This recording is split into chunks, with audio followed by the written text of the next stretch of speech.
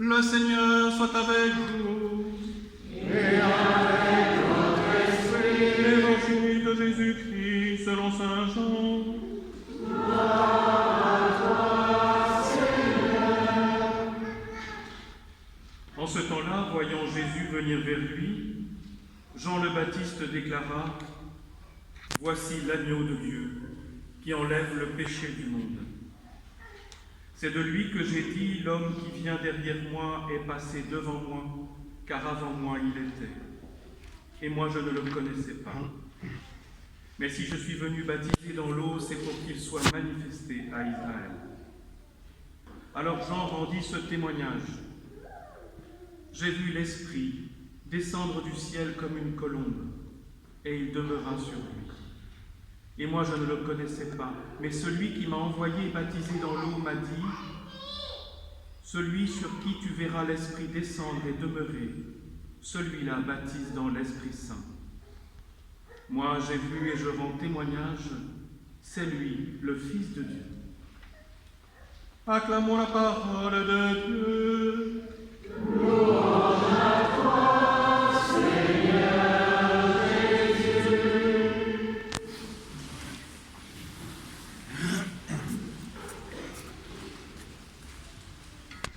La semaine dernière, nous assistions au baptême de Jésus. Voilà encore le baptême de Jésus. C'est 2 fois du mouton, si je veux dire. J'ai vu l'agneau de Dieu, voici l'agneau de Dieu. Moi, c'est une parole qui me semble très compliquée. Très compliquée. Et on n'a pas trop de 2 dimanches pour en parler.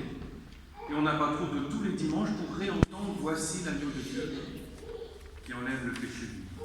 Qu'est-ce que ça veut dire concrètement pour nous que Jésus enlève le péché du monde? Vraiment, pour moi, c'est une question aussi compliquée que d'expliquer la Trinité et un certain nombre des mystères chrétiens, mais c'est probablement parmi les plus compliqués. Enfin, je ne sais pas si je vous tends le micro, qui me l'explique sans difficulté. Moi, j'ai la chance d'avoir un tout petit peu travaillé avant, mais je vous dis vraiment, c'est une difficulté et ça vaut la peine d'y penser parce que ça fait partie de ces phrases qu'on entend tout le temps. Et puis, si on ne les maîtrise pas, finalement, ça devient une sorte de rengaine qui n'a pas de signification. Alors, attachons-nous, comme nous venons de faire chaque dimanche, à mieux entrer dans l'intelligence du mystère de Dieu. Voilà, nous sommes de nouveau les pieds dans l'eau, sein du Jourdain. Jean vient de baptiser Jésus. Il dit avoir entendu une voix qui le désignait comme fils de Dieu. Alors Jean, évidemment, comme prophète, comme visionnaire, Jean, il se dit, il y a quelque chose de radicalement nouveau.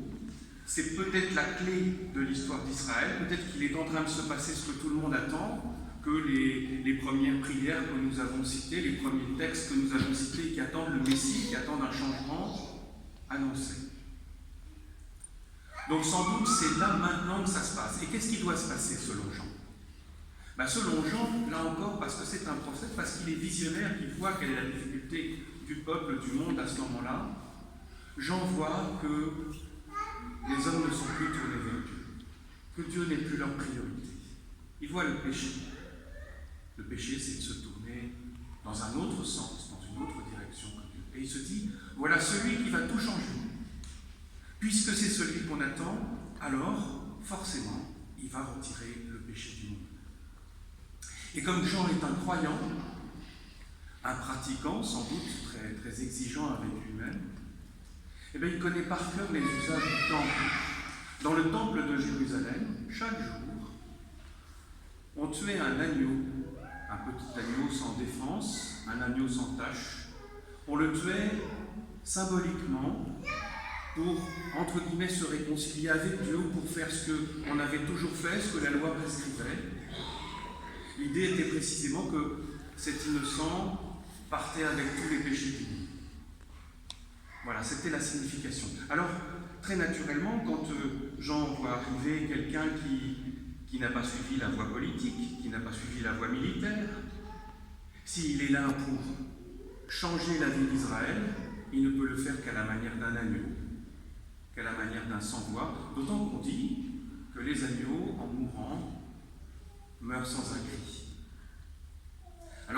ce que dit Jean, c'est, voilà, celui que le Seigneur me désigne et que je ne connaissais pas vraiment auparavant parce qu'il ne s'était pas manifesté à moi, celui que le Seigneur me désigne pour changer l'histoire d'Israël et qui viendra retirer les péchés, il est comme l'agneau. Il suit la voie VOIE de l'agneau. Et de fait, nous pouvons nous dire, oui, c'est prémonitoire, oui, ça me dit quelque chose, parce qu'en effet, la voix de Jésus, c'est une voix absolument non violente. C'est celui qui accepte d'être tué plutôt que de tuer, c'est celui qui reçoit le crachat sans cracher à son tour, c'est celui contre qui on se met en colère et qui ne se met pas en colère, etc. Évidemment, la voie des béatitudes, c'est une voie de l'agneau. Et évidemment, c'est celle-là qui nous est proposée. Alors, est-ce que c'est ça la solution, l'explication de « Voici l'agneau de Dieu qui enlève le péché du monde ». Et moi, ce qui me gêne encore un peu dans cette explication, même si ça tient la route, même si je suis sûr qu'il se passe quelque chose de radical, parce que c'est Dieu qui s'est incarné et qui est présent. Mais moi, je ne suis pas tout à fait satisfait parce que cette idée de sacrifier un animal et que symboliquement ça suffirait pour retirer les péchés, voilà, ça ne me satisfait pas intellectuellement et au niveau du cœur, ça ne me satisfait pas. J'ai l'impression qu'il y a davantage. Alors qu'est-ce qu'il y a davantage? Qu'est-ce que c'est le plus grand péché du monde? C'est dit plusieurs fois dans la Bible. Le plus grand péché du monde, celui qui est à la genèse de tous les autres, on peut l'appeler l'orgueil, mais c'est l'idée effectivement de faire sans Dieu, c'est le péché d'Adam. On dit que, voilà, dans la théologie classique, on dit, voilà, c'est le péché originel, et donc Jésus chasse le péché originel. Il faut comprendre précisément ce que ça veut dire, parce que ce sont des vieux mots qui sont usés, qui ont été beaucoup critiqués. Ce péché originel consiste à se méfier de Dieu, donc à se méfier de l'homme, y compris de soi-même et aussi des autres. C'est-à-dire de désespérer aussi bien de la justice de Dieu que de soi-même ou des autres. C'est le péché de désespoir, c'est celui que Paul appelle le péché contre l'esprit. Et il l'appelle contre l'esprit pour la raison qu'il a expliquée aux Corinthiens tout à l'heure. Parce que Jésus est venu nous remettre son propre esprit, l'esprit de Dieu. Et donc, d'une certaine manière, lorsque nous désespérons de nous-mêmes, nous désespérons de Dieu. Le péché de désespérer de Dieu, il est majeur, parce que, vous voyez, quand je me dis Dieu est injuste, Dieu n'intervient pas, quand je me dis il n'est pas capable de me sauver de là où je suis, quand je me dis il y a Auschwitz et il n'est pas à Auschwitz, et bien d'une certaine manière, je perds le goût, je perds le sens. Désespérer de Dieu, c'est le péché le plus grave, parce que c'est celui qui nous rend profondément malheureux, sans destinée, c'est celui qui nous rend comme des individus errants dans notre vie sur le sol de cette terre.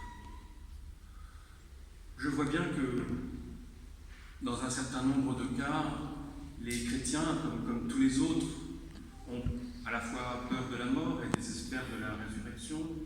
Je vois bien que les chrétiens, comme les autres, ont peur de la fin du monde, ont peur de la terre à ce point dégradée qu'on ne puisse plus la remettre en route, ont peur des incendies de forêt en Australie, etc. Et de fait, beaucoup ont peur aussi quand ils voient des humoristes, on en parlait beaucoup cette semaine, un humoriste de France Inter, qui s'est mis avec une petite chanson à insulter Jésus, etc. C'est de la pure provocation, ça n'a pas de sens. Et pourquoi est-ce que les gens, face à ça, pourquoi est-ce que les chrétiens, face à ça, se ruent dans les brancards et sont prêts à tout casser, sont prêts à faire des pétitions, etc. Parce qu'ils désespèrent. Ils désespèrent qu'à la fin, la bonté de Dieu se fasse jour sur cette terre. Parce qu'ils désespèrent de la personne qui l'a fait en disant celui-là est passé directement du côté de Satan. Parce qu'ils désespèrent de leur capacité à eux-mêmes à vivre quand même dans une société qui leur semble plus hostile qu'autrefois. De fait, un chrétien ne peut pas désespérer. Et Jésus, il enlève le péché du monde parce qu'il vint la mort, c'est-à-dire parce qu'il nous introduit dans la résurrection.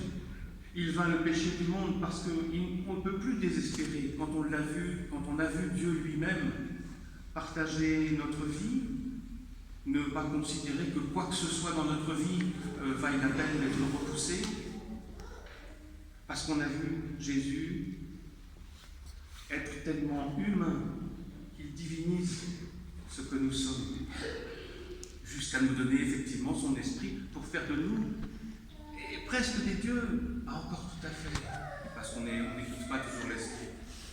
Mais de fait, je crois que Jésus enlève le péché du monde parce qu'il rend impossible de désespérer ni de Dieu ni de nous-mêmes en regardant son modèle. Alors il nous reste à tenter de suivre la voie de l'agneau, la voie de la douceur, qui est la voie de l'espérance. Franz Jägerstätter, dont on voit un magnifique film en ce moment, il a choisi, face au nazisme qui lui demandait d'endosser l'uniforme et de prêter serment à Hitler, il a choisi de ne pas le faire, en laissant à la fois sa femme prendre des risques, ses enfants prendre des risques. Et c'était forcément déchirant pour lui. Il a été jusqu'au bout, il a suivi cette voie de l'agneau, de la non-violence absolue, en disant « Je ne suis pas sûr que tout ça serve à quelque chose, mais je suis sûr que c'est la vérité. » Alors il a suivi cette voie de la douceur, cette voie de la non-violence absolue. Et de fait, d'une certaine manière, comme dit le Talmud, un juste sauve le monde. Alors forcément, Dieu qui est juste sauve le monde et nous débarrasse du péché de la désespérance. Que chacun d'entre nous reparte de cette Eucharistie après avoir goûté à l'espérance faite hostie, faite don de soi. Que chacun d'entre nous reste debout